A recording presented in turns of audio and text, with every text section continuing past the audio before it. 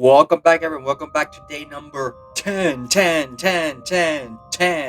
of my 31 Days of Horror series, where I rank gay horror films, franchises, movies from the worst to the worst to the best of the best. If you have not yet seen the rest of my ranking, I suggest you all to go back and watch the rest of the 9 videos that I've done previously. And with this episode, we are on episode 10, like I said, and we're going to be ranking the entire Saw franchise. Another one of those franchises that to me it's probably one of my favorite franchises because it's so gory, the kills are creative, and some people have to say it's like torture porn or whatever the fuck, which everyone has their own fetish, but I'm like not really my cup of tea. If it's your cup of tea, go at it. But to me, not really. I don't see that because of torture porn because the Saw franchise, even though there's a lot of misses in this franchise, I still enjoy this franchise for the story, the gore, the games in general, how they're created and all that, and how everything is connected to some way or form. I really do like the Saw franchise. And with, of course, with the announcement that there's going to be a 10 Saw movie thing next year, of course, the hype has been getting me so much to the point that I probably might go to my local second and Charles sometime around this Halloween season and get the DVDs. Yeah, I'm old fashioned. I like to have my movies in DVDs. Even though I do like streaming a lot of stuff, I like to have them on physical media. And with the Saw franchise, I'm planning to get all of them eventually. But enough of that. Let's get into the ranking mod. So we have 9 films. It's probably the biggest ranking we've done yet so far. So 9 films, guys. Just bear with me. So at number 9, at the bottom of the barrel, we have Saw 5. Now Saw 5, this is probably the film that really didn't feel that sawness that feel like the rest of the Saw films previously. Like, sure, it involves Detective Hoffman being now gets the new Jigsaw, being the one putting the traps, kidnapping the people, and I just felt that this movie was all around just focusing on Hoffman when the Saw franchise, of course, is focusing, of course, you know, John Kramer, aka Jigsaw, but of course, at this point, John Kramer's no more. He's dead, so I guess they kind of move along to a different character, in this case, Top Detective Hoffman. So he's kind of the new Jigsaw. Of course, carry on Jigsaw's legacy and what he planned to do after his death. Of course, the games are still on. Um, a bit lackluster, not a lot of scares. Of course, the ending of the film is where the other detective, I can forget his name, gets crushed when the walls are starting to come up. And of course, Detective Hoffman is in this casket full of glass, and you just see the other detective being crushed to death, which it's kind of probably my favorite moment of the entire movie. Not gonna lie, and of course, not to mention the game following the entire film, with these 5 people have to work together to escape the different games. And of course, at the very end, we find out that they had to all give the same amount of blood, but of course, there's 2 people left, so they gave more than they could handle. Of course, they start to lose a lot of blood, and of course, it's a whole different wow, right? Like I said, I'm my favorite of the Saw franchise. Like I said, the only memorable part was, of course, the game in general, and of course, the ending. So for those reasons, Saw 5 is at number 9. At number 8, we have Saw 3. Now, Saw 3, almost the same thing with Saw 5, but at least this one's more focusing on John Kramer. Of course, by this time, John Kramer's cancer starting to advance more. Of course, Amanda is more involved in the film, more in knowing that because of the revelation that she's helping Jigsaw with the games and all that. Um, it's kind of not really. Again, there's some moments that are a bit forgettable. Not gonna lie, of course, it's around also I'm forgetting the husband's name when he's trying to find his daughter, and of course he later finds out that Jigsaw was the cause of his son's death and all that, and how it all ties up and all that. So it kind of goes there and there. So Jigsaw 3 is not really one of my favorites. Still good, but I could live or take. At number 7, we have Saw 7 or Saw 3D or Saw the Final Chapter, whatever you want to call it. This was the first film in the entire franchise that was a in 3D, because before that all the films, I think I don't even remember Saw 6 was in 3D. But I think this was probably the first one. I could be wrong. Somebody correct me in the comments. But Saw 7 is a bit better because, of course, this was supposed to be the final film in the entire franchise, so they had to end with a bang. Of course, when you had Chester from, of course, Linkin Park, God rest his soul, in the film, it was like, okay, I'm interested. Some of the games were great. Of course, this was the conclusion of the entire franchise, and I like the fact that at the beginning of the film, they went back to the original and they show what happened to Dr. Gordon because that's the one thing everyone was wondering whatever happened to Dr. Gordon after the first film. Of course, we later found out that, of course, he escaped the bathroom game and start crawling and get his foot. Of course, we later found out he was the one helping Jigsaw behind the scenes, behind Adam and Dr. Hoffman's back, kind of keeping him a secret from the other two because he was the kind of, like Jigsaw said, he was his greatest asset because he's helped him, I guess, do most of the games, choose the people, going back and forth depending on the situation.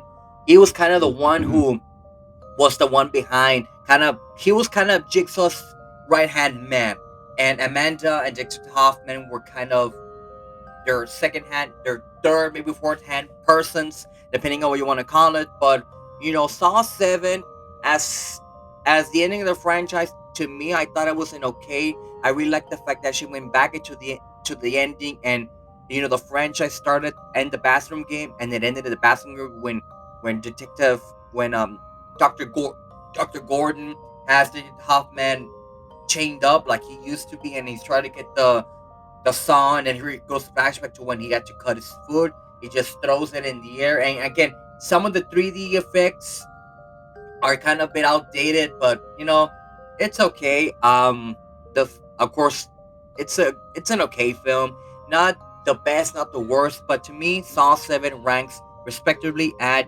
number 7. At number 6, we have Saw 6.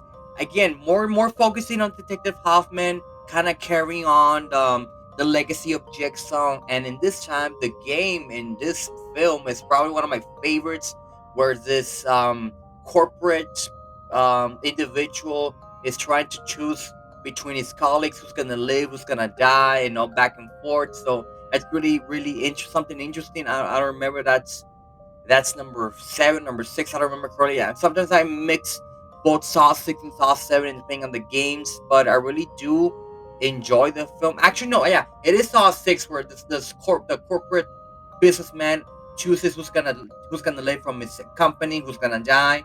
So now it's all coming back to me. But the thing about Saw 6 is, of course, they kind of the detectives finding out that it was Detective Hoffman, and of course he kills them, and then of course Jigsaw's widow is kind of the one who kind of his last will for her to kind of get rid of Hoffman in a way, but guess Hoffman. I don't know. The thing about John Kramer's psychological and all that is kind of weird, but Saw 6 as a film, pretty good film. Now onto the top five. Now from five and up are probably the Saw franchise films that I probably will watch more times than ever before, especially around this time. So from five and up, you can go either wrong. So at number 5, we have Spiral from the Book of Saw. This is the latest film in the franchise that was released last year. And I'm gonna be honest, before doing this rank 'em all, I never saw the film. I've heard what it was about, of course, starting Chris Rock. Everyone thought this was gonna be a complete reboot, but it's actually a sequel to the franchise. But it really doesn't. I mean, sure, it's the events of the Saw franchise before they do exist in this film, but they really, what's the perfect way I can say this? They kind of acknowledge and kind of keep the spirit of the Jigsaw games and all that. But of course, we found out that it's a copycat of Jigsaw, which we later found out is one of the detectives. Detective, I'm forgetting his fucking name. When I was watching this film and I saw the detective in the film, I was like, does this guy really looks like he might be the Jigsaw killer. And then we started seeing the detectives how they're being killed, and he was the only one that death scene, quote unquote, was not shown in proper. So I was like, he's probably the new Jigsaw. And I gotta say this: the final scene with Chris Rock and the other detective are battling now. And of course, we have Samuel Jackson, which Samuel Jackson, again, motherfucker, my amazing performance and okay performance, and a lot of gore and all that. And the ending scene, of course, it brought out the original theme from the song, and I felt like this was the most close to the original in terms of the atmosphere and all that. The ending though was the most shocking when, of course, Samuel Jackson, the police get into Samuel Jackson and they start shooting him because he thought he was gonna carry a gun. They killed Samuel Jackson, and of course, we found out that the killer escapes, and you just hear Chris Rock screaming, "No!" So I don't know if they're gonna be. It's gonna be another Saw sequel. Of course, we're gonna get Saw 10, but I'm not sure there's gonna be a continuation of that storyline, or there's gonna be something else connected to that storyline. It depends on all that. So for a movie that I honestly didn't think was going to be that good, it turned out to be pretty good. And honestly, my first thoughts when I first heard that the killer is killing cops, I immediately thought that the person doing this killing was going to be Detective Matthew's son, thing Daniel, who of course who of course is a son of a detective, and he's currently getting revenge on the cops. That was my first thought, but then I found out it wasn't really him, which kind of shocked me. But overall, good story, great kills. Moving on. At number 4, we have Jigsaw. Now, Jigsaw is kind of both a prequel and a sequel to the franchise. It's a sequel at first because, of course, this follows up probably, I want to say, 5, maybe 6 years, 7 years after Saw 7. So it is a continuation of the film. And when they found out that the Saw killings are kind of back again, so it's, in a way, kind of making it more connected to the lore. We later found out that the events of the game, the main game, happened before the events of Saw 1, which again, that kind of shocked me. Of course, the scene of the infamous, the mask that was, of course, used in the first Saw by a man that was wearing. So it's kind of amazing that they kind of brought it all back together. And of course, how the nurse or the doctor was the one behind helping Jigsaw. So kind of another person that either he hid away from Dr. Gordon and Amanda, and of course Detective Hoffman. So in a way, he kind of was the second-hand man, or maybe it was Dr. Gordon. It depends. I don't know. Like I said, Jigsaw is kind of weird in depicting his disciples and who's gonna be the one carrying on his legacy. First thinking it was gonna be his wife, and then Hoffman and Amanda, then Gordon, and then now the doctor, the other doctor. I'm forgetting his name. So it's a mixed bag. Great kills, especially the spiral game. That was amazing. But the ending at the most the very end, when we thought that John was alive, and we're like, how could be he alive if he already died? Of course, we later found out that these events of the game happened before the events of Saw 1, so that it kind of makes sense. But great, great, great, great film. At number 3, we have Saw 4. Now, Saw 4 to me was a kind of bit of a comeback to the franchise, because with Saw 3 was a kind of missed, in my opinion. With Saw 4, the thing about Saw 4 was that this was happening at the same time Saw 3 was happening. So when we first saw the events of Saw 3 compared to the events of Saw 1, mixed in one film. So those two films are kind of one film, just from two different perspectives. And of course, finding out Detective Matthews is alive after the events of Saw 2. Of course, he being killed by the big ass two, blocks of ice crashing his head. It's just crazy to think that happened. I never thought that would happen. Of course, we later found out that from the Detective Hoffman was helping out. Jigsaw was the one doing all the stuff behind the scenes. So, amazing. Some of the kills are great. I think for this film, they got the cast right, the games right, everything right. To meet Saw 4 comes close. So that's why I have it at number 3. At number 2, we have Saw 2. Now, Saw 2, again, I love so much Saw 2 because this brings back Amanda to the game. Of course, Daniel, Detective Matthew's son, some other ex-criminals into this house. They're trying to find a way to escape the house. Of course, when this safe in the middle of of the room. They're trying to find the combinations of, and of course we never find out the number of the combinations in the back of their heads with different colors of the rainbow. At the same time this is happening, of course they Detective Matthews and his crew find Jigsaw, and they find him in his warehouse where he creates the games. And of course he wants to talk to David Matthews about playing a game, about just talking, waiting for the timer to go out. And of course, we're gonna find out that what was happening inside of the house with the crew, with the, of course, the ex-criminals, was pre-recorded. The thing that was actually going live.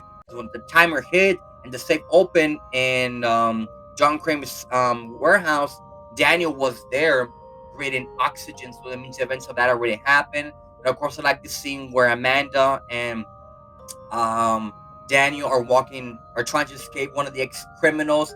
They get inside the bathroom scene of the first song, and you see the corpse trying to forget his name, of Adam, which unfortunately Dr. Gordon never came back for him. Of course, we have the corpse of Zeb being there, and then of course now the new corpse of the ex criminals trying to get all of them. So it's a mix of emotions, really great kills. The needle scene where the ex one of the ex criminals drops Amanda to the pile of needles, that just makes me feel so uncomfortable, and it's just so icky and just creepy, and I mean, it does its job. So for those reasons, Saw number two as at number two.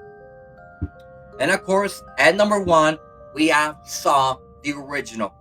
James Wan, again, another master of horror, created something so unique that has never been seen before ever in film, of the serial killer creating games for people to work together, or individual to work together and trying to stay alive. And after the game, they began to appreciate their life after all the wrong things they've done in their past. And of course, when you have Dr. Gordon and Adam in the bathroom being chained up, trying to escape, trying before the timer clicks in, the timer stops and all that, the whole psychological of the film.